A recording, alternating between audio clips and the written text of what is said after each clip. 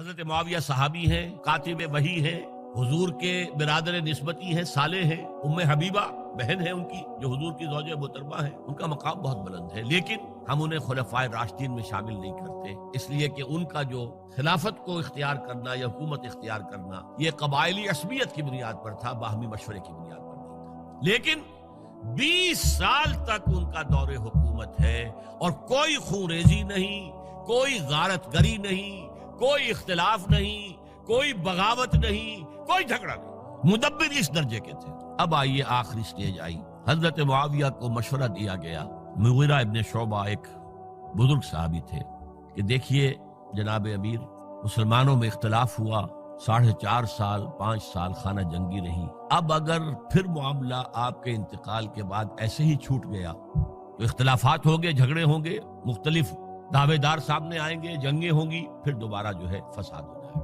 آپ کسی کو نامزد کر دیجیے، اور پھر مشورہ دیا اپنے بیٹے یزید کو نامزد کر دیجیے۔ حضرت معاویہ ریلیکٹنٹ رہے، لیکن اس کے بعد انہوں نے مان لیا اور فیصلہ کر لیا۔ یہاں میں چاہتا ہوں کہ بات سمجھ لیں اچھی طرح، اس معاملے میں اگر آپ حضرت معاویہ کی نیت پر شک کریں گے تو مجھے آپ کے ایمان پر شک ہو جائے گا، نیت پر نہیں، غلطی ہو سکتی ہے، صحابی ہیں، نیت غلط نہیں تھی، نیت کیا تھی؟ اور میں سمجھتا ہوں 100% درست تھی کہ اب اتنا پانی گزر چکا ہے پل کے نیچے سے وقت کے دریا میں کہ بارے صحابہ سب رخصت ہو چکے، اب اکثریت 9 مسلموں کی ہے، عصبیتیں بھی ہیں، قبائلی عصبیتیں ختم تو نہیں ہوئی، لہذا جب تک کوئی قبائلی عصبیت پیچھے نہیں ہوگی حکومت کے، حکومت نہیں چل سکے گی۔ یہ ابن خلدون کا لفظ ہے، عصبیت، کوئی چیز جو جوڑے آپ کو، تو دینی عصبیت اب کمزور پڑ گئی ہے، اس لیے کہ حضور نے جن کو تربیت دی تھی وہ اب گئے، اکثر و بیشتر گئے۔ اب اگر ایسے ہی چھوڑ دیا گیا اور کوئی قبائلی عصبیت پشت پر نہ آئی تو پھر خانہ جنگی ہوگی، 5 سال تک ہوئی۔ اس بنا پر انہوں نے اسے صحیح سمجھا۔ آپ اختلاف کر سکتے ہیں، صحابہ کی رائے سے اختلاف ہو سکتا ہے، لیکن آپ ان کی نیت پر شک نہیں کر سکتے۔ بہرحال واقعہ کیا ہے تاریخی اعتبار سے کہ یہ 10ویں سال میں نامزد کر دیا یزید کو اپنے بعد خلیفہ کے لیے، ولی عہد۔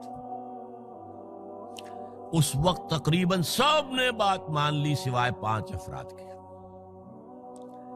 وہ 5 افراد بہت اہم تھے، بہت اہم۔ ابو بکر اہم ترین آدمی تھے، ان کے بیٹے عبد الرحمن ابن ابو بکر۔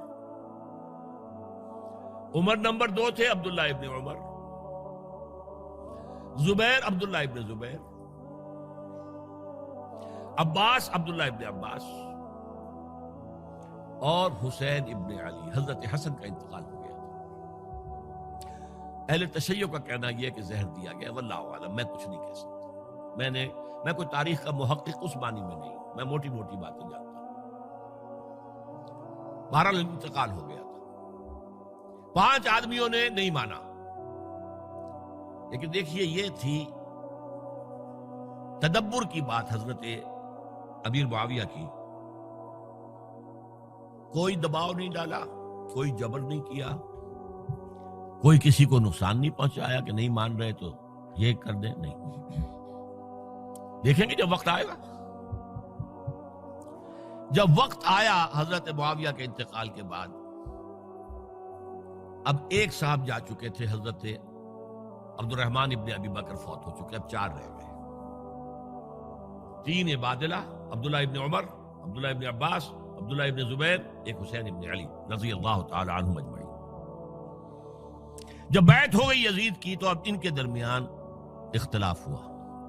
یہ بات اچھی طرح سمجھ لیجئے، تاریخی حقائق، موٹے حقائق کو چھوڑ کر باریکیوں میں جب پڑھتے ہیں تو معاملہ غلط ہو جاتا ہے۔ موٹے حقائق کو سمجھیے، جیسے کہتے ہیں میکرو اکنامکس اور مائکرو اکنامکس، میکرو ہسٹری جو ہے، 2 ایک طرف ہو گئے، 2 ایک طرف ہو گئے۔ عبداللہ ابن عباس کی رائے ہوئی کہ اگرچہ یہ غلط کام ہوا ہے، یہ قیصر و کسریٰ کی سنت پر عمل ہو رہا ہے، لیکن یہ ایسی بڑی بات نہیں ہے کہ خونریزی شروع کر دی جائے اور امن و امان ختم ہو جائے۔ یہی بات عبداللہ ابن عمر کی ہو گئی، یہ دو تو ایک یکجا ہو گئے. مصلحت کہہ لیں جو بھی سمجھے، لیکن نیت پر حملہ نہیں کر سکیں گے آپ. دیانتاً انہوں نے یہ سمجھا کہ اب جب کہ ہو گیا معاملہ تو ٹھیک ہے. حرام مطلق تو کہیں نہیں لکھا ہوا قرآن کے اندر کہ بیٹا نہیں ہو سکتا، کہیں نہیں لکھا ہوا. بہرحال ان دو کی رائے یہ ہوئی کہ اگرچہ کام غلط ہے لیکن اتنا غلط نہیں ہے کہ اس کو چیلنج کیا جائے اور اس سے جو ہے خانہ جنگی شروع ہو جائے اور فساد شروع ہو جائے. دو کی رائے یہ ہوئی کہ نہیں، we have to challenge it come what میں. عبداللہ ابن زبیر، حسین ابن علی رضی اللہ تعالی عنہما یا عنہم، تو یہ دو علیحدہ. ان دو میں اب اختلاف ہوا. عبداللہ ابن زبیر کی رائے یہ تھی کہ یہی مقیم رہو مکے میں، حجاز میں، مکے اور مدینے میں، یہاں سے ریزسٹنس موومنٹ ہم شروع کریں گے، کیونکہ یزید کی خلافت تو دمشق میں تھی، بہت دور. حضرت حسین کو خطوط آ رہے تھے کوفے سے. کوفہ حضرت علی کا صدر مقام رہا تھا، اور جن سبائیوں نے فتنہ پیدا کیا تھا حضرت عثمان کے خلاف وہ بھی وہیں آباد تھے. انہوں نے خطوط کا تانتا باندھ دیا، آپ آئیے ہم آپ سے بیعت کریں گے اور کھڑے ہوں گے اور مقابلہ کریں گے اور اس یزید کی حکومت ختم کریں گے. ڈاک کے تھیلے بھرے ہوئے. حضرت حسین نے فیصلہ کیا کوفے جانے کا، بہت روکا. عبداللہ ابن عباس بہت ان سے بزرگ تھے عمر میں، اور ویسے بھی ایک اعتبار سے نانا تھے، ایک اعتبار سے پردادا تھے. حضرت عبداللہ ابن عباس حضور کے چچا زاد بھائی تھے تو نانا ہو گئے کہ نہیں؟ حضور نانا تھے کہ نہیں؟ اور حضور کے چچا تھے حضرت عباس، ان کے بیٹے ہیں. تو اس اعتبار سے حضرت علی رضی اللہ تعالیٰ عنہ کے کیا ہو گئے؟ چچا. بہرحال میں کچھ گڑبڑ کر رہا ہوں اس وقت. وہ دوڑتے جا رہے تھے کہ حسین خدا کے لیے مت جاؤ، خدا کے لیے مت جاؤ، یہ کوفی تمہارا ساتھ نہیں دیں گے. الکوفی لا یوفی، کوفی وفا نہیں کرتا وعدہ. اور خدا کے لیے اگر جانا ہے اپنے گھر والوں کو یہاں چھوڑ دو. بس حضرت حسین پر رضی اللہ تعالی عنہ جو ایک کیفیت تھی، انہوں نے سب باتوں کو نظر انداز کیا. وہاں ہزاروں لوگوں نے مسلم بن عقیل جو حضرت حسین کے نمائندے کی حیثیت سے پہلے گئے تھے، ان کے ہاتھوں پر بیعت کیا. وہ خطوط آ رہے تو اور بھی بات پختہ ہو گئی. ابھی راستے ہی میں تھے کہ پتہ چلا کہ ابن زیاد گورنر بن کر آیا ہے، اور اس نے جو وہاں پر تشدد کیا ہے اور ڈنڈا برسایا ہے، سب بیعت توڑ کے گھروں میں چھپ گئے. اور مسلم بن عقیل جو ہیں وہ بے یار و مددگار شہید بھی کر دیے گئے. حضرت حسین نے ارادہ کیا کہ واپس ہو جائے مدینے کی طرف. اب مسلم بن عقیل کے بیٹے جو ہیں، وہ عرب کی ایک غیرت ہے، ایک آنر جسے آج کل کہتے ہیں، ہم اپنے باپ کا بدلہ لیے بغیر نہیں جائیں گے. اور حضرت حسین کی شرافت اور مروت، یہ لوگ میرے ساتھ آئے تھے نا، میرا ساتھ دے رہے تھے، اب میں ان کا ساتھ کیسے چھوڑوں؟ بہرحال وہ حادثہ فاجعہ ہو کر رہا، اور اس میں سب سے بڑا سبب جو بنا ہے وہ میں چاہتا ہوں جس کی طرف کسی کی نگاہ نہیں گئی. افسوس یہ ہے کہ میرا اس پر جو کتابچہ ہے سانحہ کربلا وہ آؤٹ آف پرنٹ تھا. کوشش تھی کہ آج یہاں وہ پیش کیا جاتا. مختصر ترین، لیکن آپ دیکھیں گے کہ کلیئر ہو جاتی ہے ہسٹری. دو کتابچے ہیں. شہید مظلوم، میرے نزدیک مظلوم ترین شہید حضرت عثمان رضی اللہ تعالی، اور سانحہ کربلا، بہت بڑا سانحہ، اس میں کوئی شک نہیں. حضرت حسین کا صبر اور مثابرت اور استقلال اور شجاعت، یہ مثالی ہے تاریخ کے اندر. اپنے سامنے جو ہے اپنے ایک ایک کر کے چراغ گل ہو رہے ہیں، خاندان سارا ختم ہو رہا ہے، شیرخوار بچے شہید ہو رہے ہیں. وہ تو ایک بچہ بیمار تھا، حضرت علی بن حسین زین العابدین رحمت اللہ علیہ، وہ بچہ ہے. لیکن اصل میں شرافت اور مروت جو ہے وہ بسا اوقات اپنی شرافت کی وجہ سے مار کھا جاتی ہے۔